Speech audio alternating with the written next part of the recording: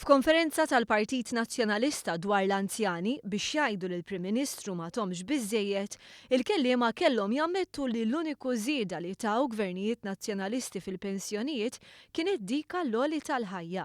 Għoli tal-ħajja li kienu splodew il-fuq bil-prezzijiet tal-fjuwil u l-kontijiet ta' dawl u l-ilma fost oħrajn. Paula Mifsud Bonnici prova tevita l-mistoqsija iżda mbagħad kellha tammetti.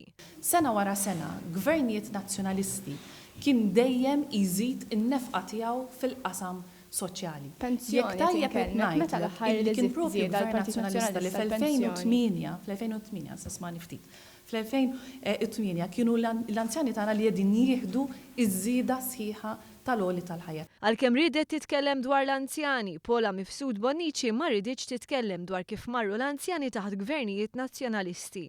Qalet li se titkellem skont qed jiġri llum u fuq hekk staqsejniha wkoll. Nippretendi li iktar jinteressak x'inhu jagħmel dan il-gvern. Ħaġa tirrikonoxxu li dan il-gvern żied il-pensjoni għall-pensjonanti? Żied ovvjament skont il-miżura tal-budget.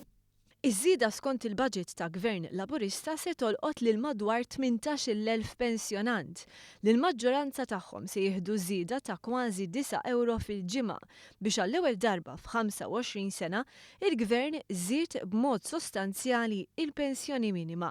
Dan flimkien ma' numru ta' skemi oħra bħal lotja lil min ma ħallas biżżejjed kontribuzzjonijiet biex jieħu l-pensjoni, pensjoni sħiħa lil romol li jaħdmu u anka qotja lill anzjani li għadhom jaħdmu fil-komunità.